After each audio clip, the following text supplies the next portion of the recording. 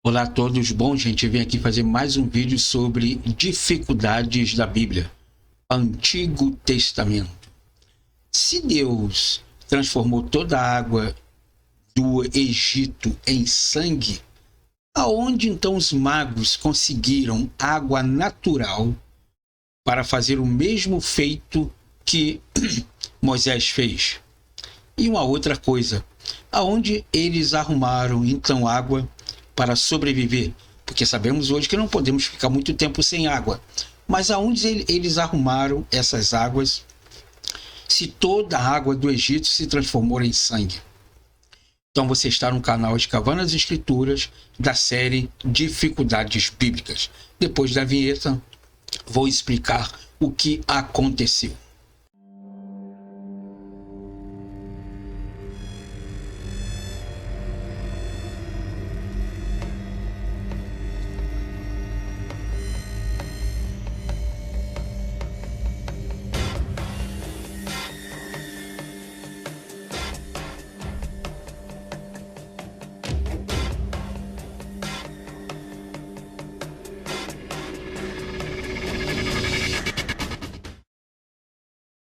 Então vamos lá, porque parece uma coisa muito contraditória.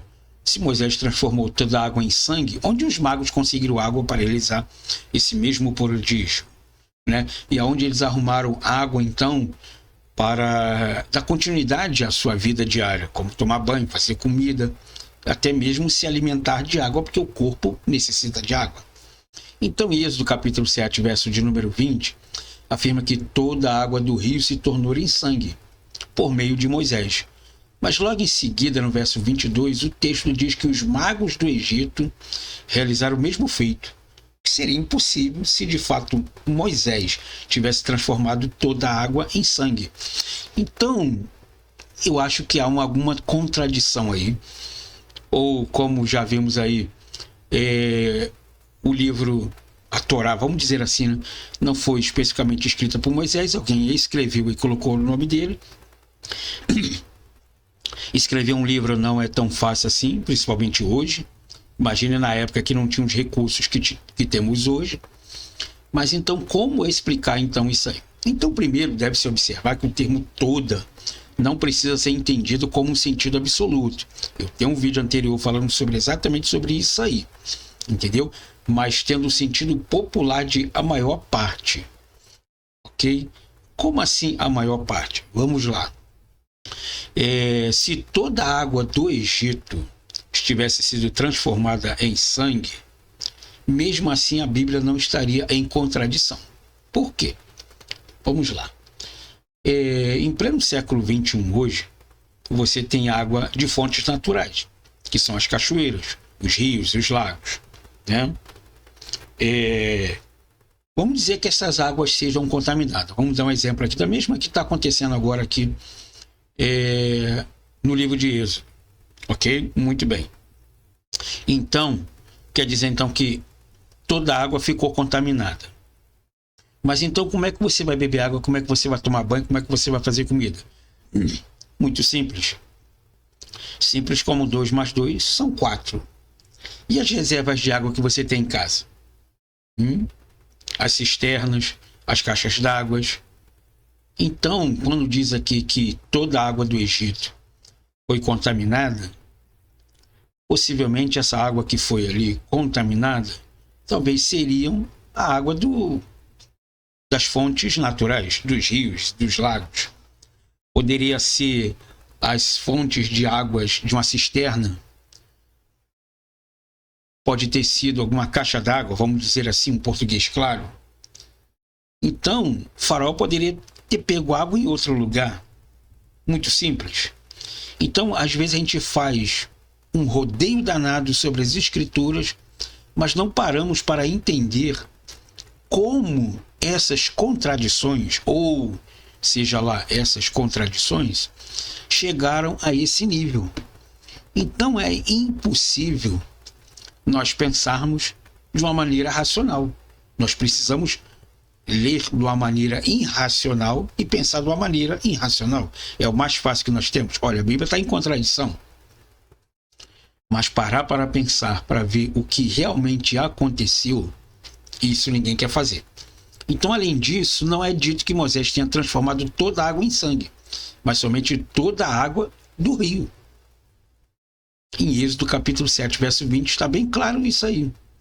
Que toda a água do rio se tornou em sangue. Do rio, não das cachoeiras. Tá? Não estou dizendo que no Egito tem a cachoeira. Estou dando aqui para você entender. Não a água das fontes normais que ele tenha, caixa d'água, vamos dizer assim, numa cisterna. Então havia poços de águas que não tinham sido atingidos. E outro detalhe, se Moisés atingiu hoje as águas do rio em sangue, não quer dizer que aqui a meia hora, uma hora, todo o Egito está dessa forma. Não é assim. Não se contamina uma coisa de uma hora para outra, assim, como no piscar de olhos. Pum, já está tudo. Não é dessa forma. Então a gente tem que parar para ver exatamente o texto e o contexto. Eu sempre falo para os meus alunos no seminário: entenda primeiro o texto para depois você entender o contexto. Além disso, não é dito que Moisés tenha transformado toda a água em sangue, mas somente toda a água do rio, como eu acabei de falar. Ainda havia poços de água que não tinham sido atingidos. Também parte da água pode ter sido filtrada pela areia nas margens do rio. Isso pode explicar por que é dito que os egípcios cavaram junto ao rio para encontrar água para beber. Isso está lá no verso de número 24. Então, tendo a areia servida como um filtro natural de água do rio, como acontece hoje. Desde que o mundo é mundo, imagine quantas vezes e a quantidade de águas no mundo inteiro foi contaminada. E até hoje a água não acaba. Até hoje continua tendo água boa. Lembra daquela barragem de Brumadinho aqui em Minas Gerais, no Brasil? Contaminou os rios. Mas ainda assim ainda existem outros lugares que tem água. Daqui a, 30 anos, aquelas águas vão estar boas novamente. E a água nunca acaba. Falam tanto em contaminação da água, mas ela nunca acaba. Então é a mesma coisa que se acontece aqui nesse texto.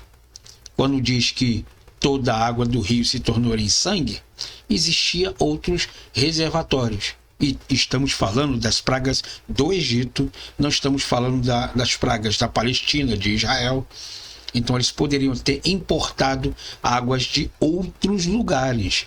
Então o êxodo realmente aconteceu ali em questão regional e não em questão mundial. Tá bom? Então espero que você tenha gostado desse vídeo. Obrigado por ter ficado comigo até agora.